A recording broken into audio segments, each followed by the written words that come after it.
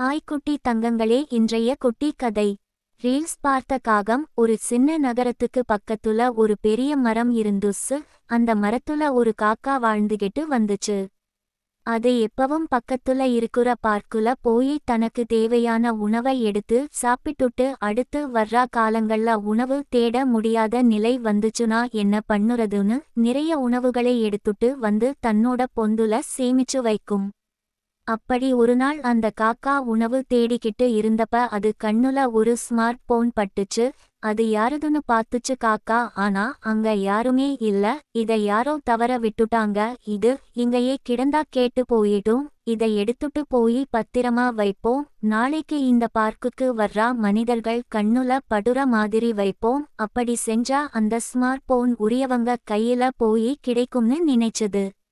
உடனே பறந்து போய் அந்த ஸ்மார்ட் போனை எடுத்த காக்கா தன்னோட பொந்துல கொண்டு போய் வச்சுச்சு. அப்ப திடீர்னு அந்த ஸ்மார்ட் போன்ல இருந்த ஆப் திறந்துச்சு. அதுல பறவைகள் டான்ஸ் ஆடுற வீடியோ ஓடுச்சு. அத பார்த்து ஆச்சரியப்பட்ட காக்கா தொடர்ந்து ரீல்ஸ் வீடியோ பார்க்க ஆரம்பிச்சுச்சு. அந்த நேரத்துல சூடான ஸ்மார்ட் போன் குளிருக்கு இதமா இருந்துச்சு. அன்னையில இருந்து உணவு தேட கூட வெளியே போகாம பொந்துலேயே இருந்து ரீல்ஸ் வீடியோ பார்த்து நேரத்தை வீணடிச்சுச்சு. 2-3 நாள் தொடர்ந்து ரீல்ஸ் வீடியோ பார்த்துச்சு காக்கா. அப்ப அந்த ஸ்மார்ட் போன் சார்ஜ் இல்லாம அமர்ந்து போச்சு. அப்பதான் காக்காவுக்கு புரிஞ்சது, தான் 2-3 நாளா எதுவுமே சாப்பிடாம, உணவு தேடாம, உணவு சேமிக்காம தொடர்ந்து ரீல்ஸ் வீடியோ பார்த்து நேரத்தை வீணடிச்சுச்சு இருக்கும்னு.